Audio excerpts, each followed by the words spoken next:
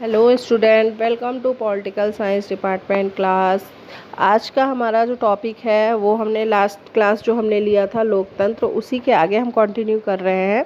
हमने लोकतंत्र में लास्ट क्लास में लोकतंत्र का उदारवादी सिद्धांत और अभिजनवादी सिद्धांत या इसे विशिष्ट वर्गीय सिद्धांत भी कहते हैं, इस पे विस्तार से चर्चा की थी। आज हम इसी टॉपिक को आगे कंटिन्यू करते हुए सबसे पहले बात करेंगे बहुलवादी सिद्धांत की, और फिर इसको आगे बढ़ाते हुए उदारवादी लोकतांत्रिक सिद्धांत और सहमति मूलक सिद्धांत, विमर्शी लोकतंत्र सिद्धांत, भागीदारी मूलक सिद्धांत और नौ उदारवादी सिद्धांत, जनवादी सिद्धांत, कॉस्पोलियन और सार्वभौमिक लोकतंत्र, और साथ ही साथ मार्क्सवादी अवधारणा पे भी विस्तार से चर्चा करने वाले हैं। आज का हमारा जो टॉपिक है वो आप सभी के एग्ज़ाम के लिए बहुत ही महत्वपूर्ण है, इसलिए वीडियो को पूरा देखें और हमारे चैनल को लाइक, शेयर और सब्सक्राइब करना मत भूलिएगा। चलिए इसे कंटिन्यू करते हैं बहुलवादी सिद्धांत से। स्टूडेंट, बहुलवादी सिद्धांत जो है इसके अंदर समाज में किसी एक वर्ग या विचार को प्रधानता नहीं दी जाती, बल्कि समाज की सांस्कृतिक विविधता और विचारों की विविधताओं को सामाजिकता के लिए बहुत ही ज़्यादा ज़रूरी माना गया है। बहुलवादी सिद्धांत की स्थापना अभिजनवादी सिद्धांत के प्रति उत्तर में की गई है, और ये भी माना गया है कि आधुनिक उदारवादी राज्य इतना विषम है कि उसमें किसी एक समूह, वर्ग या संगठन का प्रभुत्व स्थापित हो ही नहीं सकता। तो आपका जो ये बहुलवादी सिद्धांत है, इस सिद्धांत की स्थापना में रॉबर्ट डहल का जो है बहुत ही मुख्य योगदान माना जाता है। इन्होंने कनेक्टिकट के न्यू हेवेंस निर्वाचन क्षेत्र के निर्वाचकों की प्रवृत्तियों को तथ्यात्मक अध्ययन करके ये स्पष्ट करने की कोशिश की कि लोकतांत्रिक व्यवस्था में सभी समूह अपने अधिकारों की रक्षा करने के लिए हमेशा तैयार रहते हैं। साथ ही साथ सी राइट मिल्स की आलोचना करके डहल ने यह भी स्पष्ट किया कि ना तो अभिजनों की परिभाषा दी जा सकती है और ना ही इसकी पुष्टि की जा सकती है, कि नीति निर्माताओं की बनाई नीतियों से सिर्फ उनके हितों का ही संवर्धन या संरक्षण हुआ है। साथ ही साथ रॉबर्ट डहल के अनुसार लोकतंत्र में प्रत्येक नागरिक का अपने प्रतिनिधित्व पर नियंत्रण होता है और इससे बहुमत के अत्याचार तंत्र की स्थापना नहीं हो पाती। रॉबर्ट डहल ने यह भी कहा कि लोकतंत्र ही वो व्यवस्था है जिसमें स्वार्थ और स्वहित की प्राप्ति भी लिप्त सभी समूहों के बीच सहमति की स्थापना हो जाती है। रॉबर्ट डहल ने तथ्यात्मक विश्लेषण की दिशा में लोकतंत्र को बहुलतंत्र के रूप में संबोधित किया। साथ ही साथ समकालिक जो सिद्धांतकार थे, जैसे चार्ल्स लिबलू, नॉट लिगलर, गैलविथ के कथन के अनुसार ये ठीक है कि लोकतंत्र में राज्य तटस्थ भूमिका निभाता है, लेकिन ये भी सच है कि राज्य बृहद औद्योगिक घरानों के हितों का अन्य समूहों की अपेक्षा अपना ख्याल रखता है। तो ये तो हो गया बहुलवादी सिद्धांत, जिसकी स्थापना जो है रॉबर्ट डहल की योगदान से हुई। और अब बात करते हैं समकालिक उदारवादी लोकतांत्रिक सिद्धांत की। तो इसके अंतर्गत हम बात करेंगे लोकतंत्र के समुदायवादी सिद्धांत की। स्टूडेंट, 20वीं सदी के अंतिम दशक में एक प्रतिमान के रूप में स्थापित और Benjamin Barber, Amitai Etzioni, Charles Taylor, Sandel, Walzer, इनके जरिए प्रतिपादित ये सिद्धांत बाजारवादी आर्थिक व्यवस्था के परिप्रेक्ष्य में लोकतांत्रिक मूल्यों के परीक्षण की कोशिश है। यानी कि इन सभी ने मिलकर लोकतंत्र के समुदायवादी सिद्धांत की स्थापना में अपना योगदान दिया। इस लोकतंत्र की ये मान्यता है कि सामुदायिक जीवन के संदर्भ में एक अच्छे जीवन की परिकल्पना की जा सकती है। मनुष्य में भौतिक प्रसाधनों के अलावा सामाजिकता की भी ज़रूरत होती है। सामुदायिक लोकतंत्र के अंतर्गत स्वस्थ स्वायत्त नागरिक समाज के द्वारा ही प्रबंधन को उचित माना गया है। सामुदायिक लोकतंत्र के अंतर्गत शिक्षा, नैतिकता, विश्वास और नैतिक नेतृत्व ही वो साधन है जिससे नागरिक समाज जो है अपना विकास कर सकता है। सामुदायिक लोकतंत्र निर्वाचक जन भागीदारी जैसे प्रक्रियाक्रम तरीकों का समर्थन तो करता है, लेकिन इसके अलावा नागरिक समाज के स्थापना के जरिए समाज में कटिबद्धता करने की कोशिश के रूप में भी इसको देखा गया है। सामुदायिक लोकतंत्र के अंतर्गत व्यक्तिगत अधिकारी और सामाजिक प्रतिबद्धता के मध्य संतुलन स्थापित करने की कोशिश की जाती है और इस दिशा में न्यायपालिका की भी भूमिका बहुत ही महत्वपूर्ण रूप से निभाई जाती है। तो ये हमारा हो गया लोकतंत्र का समुदायवादी सिद्धांत, जिसके अंतर्गत सामुदायिक जीवन में एक अच्छे जीवन की परिकल्पना की जा सकती है। ठीक है, तो अब बात करते हैं भागीदारी मूलक लोकतंत्र के सिद्धांत की। ये भागीदारी मूलक लोकतंत्र सिद्धांत क्या है? इसके अंतर्गत लोकतंत्र प्रत्यक्ष लोकतंत्र के अंतर्गत स्थापित जो उत्तरदायित्व है, समानता है, सक्रिय नागरिकता जैसे गुणों को लोकतंत्र के उदारवादी सिद्धांत में शामिल करने की एक कोशिश है। निकोश पोलंजा, कैरोल पेटमैन, मैक्स फर्सन की जो रचना है उसमें देखा जा सकता है, जैसे कि पोलंजा ने कहा कि लोकतंत्र के सफल क्रियान्वयन के लिए समाजवादी बहुलवाद की ज़रूरत है। समाजवादी बहुलवाद के अंतर्गत संसद नौकरशाही राजनीतिक दलों को अधिक उत्तरदायी बनाने की कोशिश करता है, जिससे स्थानीय स्तर पर चल रहे सामाजिक संघर्षों जैसे महिलावादी आंदोलन, पर्यावरणीय समस्या के लिए चलाए गए आंदोलन को हम देख सकते हैं। इसी के साथ साथ कैरोल पेटमैन ने भागीदारी, सहमति, आज्ञाकारिता जैसे अवधारणाओं के अंतर्गत विरोधों को पूरी तरीके से स्पष्ट करने की कोशिश की है। पेटमैन के अनुसार ये सभी अवधारणाएं संविदा सिद्धांत पर आधारित हैं, पर संविदा सिद्धांत खुद लैंगिक पक्षपात का समर्थन करता है, इसलिए ये सभी अवधारणाएं अस्पष्ट है। पेटमैन के अनुसार लोकतंत्र के उदारवादी सिद्धांत के अंतर्गत व्यक्ति एक समान रूप से स्वतंत्र हो ही नहीं सकते, क्योंकि सामान्य वर्ग, लिंग, नस्ल इन सभी असामान्यताओं से बना हुआ है। पेटमैन ने कहा कि स्वप्रबंध ही वो आधार है जिससे समाज का बेहतर प्रबंध हो सकता है और साथ ही साथ प्रतिस्पर्धात्मक दलीय व्यवस्था निश्चित अंतराल में निर्वाचन की व्यवस्था करता है। स्थानीय स्तर पर प्रत्यक्ष भागीदारी और नियंत्रण। पेटमैन ने स्थानीय स्तरों पर प्रत्यक्ष भागीदारी के आधार पर दैनिक आवश्यकता के प्रबंध के लिए भागीदारी मूलक लोकतंत्र का समर्थन किया।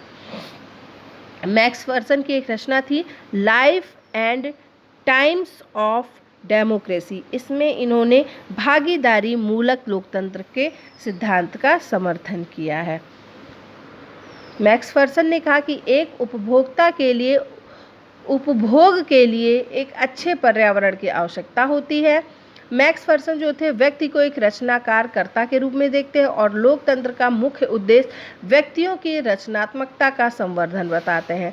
मैक्स फर्सन ने नई सामाजिक आंदोलनों में मनुष्यों और व्यक्तियों की बढ़ती हिस्सेदारी को ही भागीदारी मूलक लोकतंत्र का आधार माना है। अब इसी चीज़ को आगे कंटिन्यू करते हुए हम देखते हैं विमर्शी लोकतंत्र सिद्धांत। स्टूडेंट, मैं बताना चाहती हूँ कि हमारी ऑफलाइन क्लासेस भी स्टार्ट हो गई हैं। आप अपने नेट की तैयारी के लिए हमसे कांटेक्ट कर सकते हैं। घर बैठ के आप अपने नेट की तैयारी कर सकते हैं। आप ऑल इंडिया में कहीं भी हों, अगर आप जॉब कर रहे हैं, आपके पास टाइम नहीं है, अगर आप हाउसवाइफ हैं, आप अपनी पढ़ाई कंटिन्यू करना चाहती हैं, आप पढ़ना चाहती हैं, तो आप हमसे कॉन्टैक्ट कर सकते हैं। कॉन्टैक्ट डिटेल हमने डिस्क्रिप्शन बॉक्स में दे दिया है।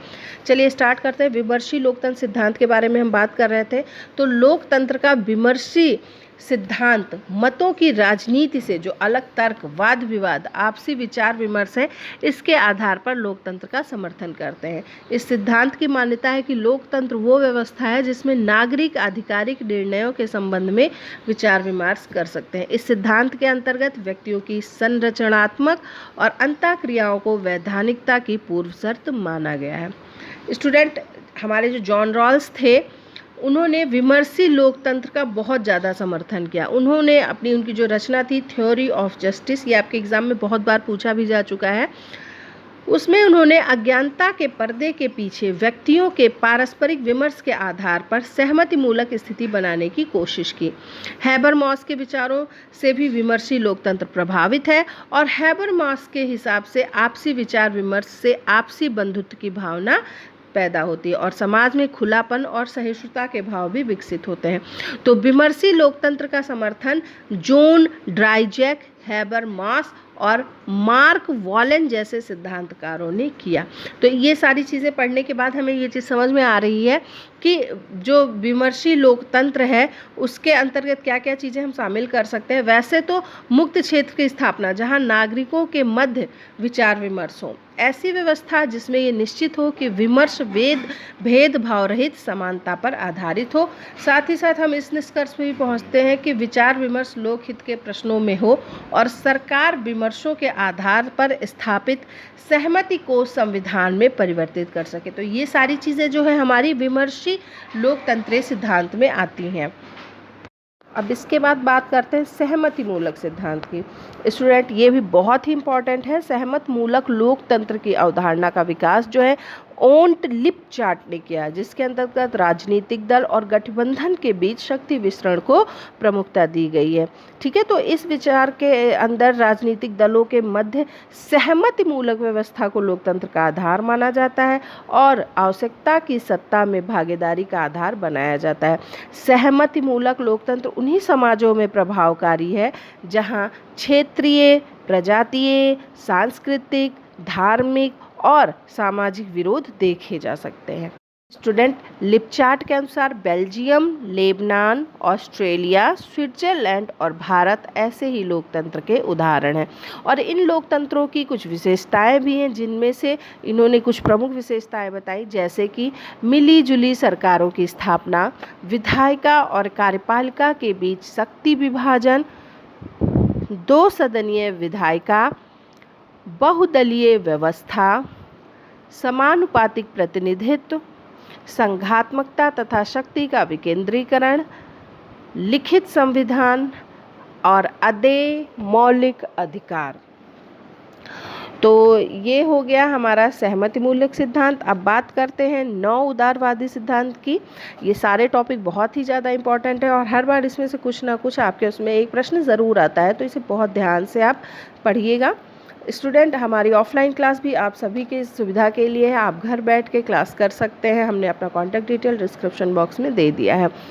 अगर आपके आसपास सुविधा नहीं है और या आप हाउसवाइफ हैं या आप जॉब कर रही हैं, तो आप हमसे कांटेक्ट करिए। आपको स्टडी मटेरियल के साथ साथ आपके हर वो संभव सहयोग किया जाएगा जिससे आपकी परीक्षा अच्छे से आप पास कर सकें। चलिए अब बात करते हैं नौ उदारवादी सिद्धांत की। लोकतंत्र का नौ उदारवादी सिद्धांत क्लासिकी सिद्धांत का ही परिष्कृत रूप है और इसके अंतर्गत लोकतंत्र की प्रकृति और कार्यों की समीक्षा की गई है। स्टूडेंट, नौ उदारवादी सिद्धांत में एंथोनी गिडेंस का मुख्य योगदान माना जाता है। इस सिद्धांत की मान्यता है कि लोकतंत्र के अंतर्गत व्यक्तियों की राजनीतिक समानता ही स्थापित हो सकती है।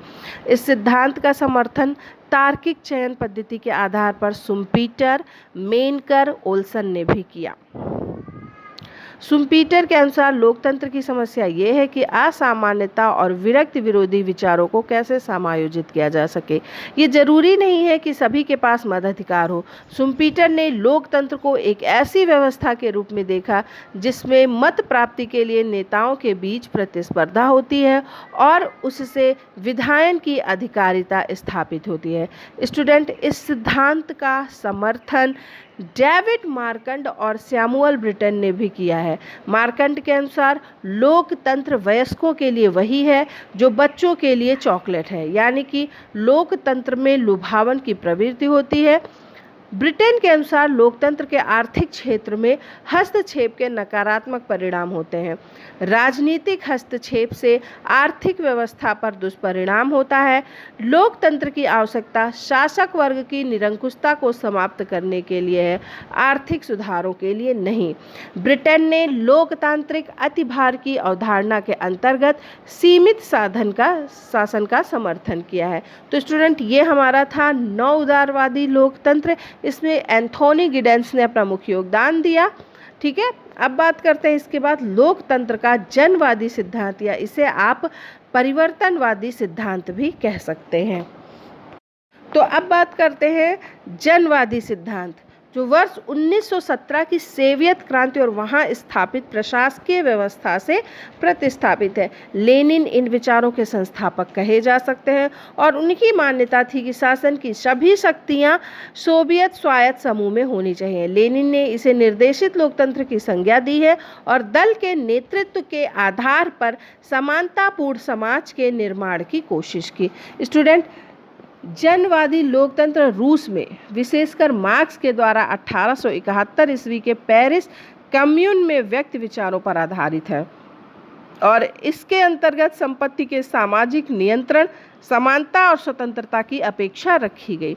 20वीं सदी में हिंसात्मक क्रांति के द्वारा उसे पाने की कोशिश की गई और जनवादी लोकतंत्र की मान्यता है कि पहले आर्थिक लोकतंत्र यानी कि समानता, फिर सामाजिक लोकतंत्र यानी कि स्वतंत्रता और अंतिम स्तर पर राजनीतिक लोकतंत्र या अधिकार की स्थापना की जा सकती है। तो जनवादी लोकतंत्र में व्यक्ति को अभाव और आवश्यकता से मुक्त माना जाता है। ये एक ऐसी दशा का समर्थन करता है जहां किसी एक व्यक्ति का विकास सभी के विकास के पूर्व की शर्त है। तो ये हमारा हो गया लोकतंत्र का जनवादी सिद्धांत। तो लेनिन जो है इस विचार के संस्थापक कहे जाते हैं। अब बात करते हैं कॉस्मोपॉलिटन लोकतंत्र या इसे हम सार्वभौमिक लोकतंत्र भी कह सकते हैं। स्टूडेंट, वैश्वीकरण और बाजारवादी संदर्भों में सार्वभौमिक लोकतंत्र की अवधारणा का विकास डेविड हेल्ड के लेखों में देखा जा सकता है। हेल्ड का मानना है कि वैश्वीकरण से राष्ट्र राज्य की अवधारणा कमजोर हुई है, लेकिन राष्ट्र राज्य का लोप नहीं हुआ, यानी कि खत्म नहीं हुआ। हेल्ड ने माना कि वैश्वीकरण के कारण राज्य के पारंपरिक कार्यों का अवसान हुआ है और राजनीतिक नियंत्रण के नए केंद्रों की स्थापना भी हुई है। हेल्ड ने कहा कि दूसरे विश्व युद्ध के बाद संयुक्त राष्ट्र संघ के चार्टर और आलेख के जरिए सार्वभौमिक लोकतंत्र के विचारों की शुरुआत हुई, लेकिन वैश्वीकरण ने ही इसे विश्वसनीयता दी है। इस अवधारणा के अंतर्गत ये भी माना गया है कि व्यक्तियों का अलग अलग क्षेत्रों और राज्यों में आवर्जन का वर्णन होता है, इसलिए राजनीतिक अधिकारों को विस्तृत कर विदेशी प्रवासियों को भी उपलब्ध कराया जाना चाहिए, यानी कि मत अधिकार नागरिकों का ही नहीं बल्कि विदेशी प्रवासियों का भी अधिकार है। हालांकि हेल्ड ने अस्थायी रूप से भ्रमण करने वाले पर्यटकों और कानून के द्वारा स्थापित दोषियों के लिए मत अधिकार का समर्थन नहीं किया था। तो सार्वभौमिक लोकतंत्र की ये मानना है कि व्यक्ति अपने राज्य का ही नहीं बल्कि विश्व का नागरिक है, इसलिए आदर्श समाज की प्राप्ति राजनीतिक समाज के लिए बहुत ही ज़्यादा जरूरी है। सार्वभौमिक मताधिकार का समर्थन चार्ल्स वेब के लेखकों में भी देखा जा सकता है। तो ये था हमारा कॉस्मोपॉलिटन लोकतंत्र या इसे हम सार्वभौमिक लोकतंत्र भी कहते हैं और इसका विकास डेविड हेल्ड ने किया था। अब हमारा अगला टॉपिक है लोकतंत्र की मार्क्सवादी अवधारणा।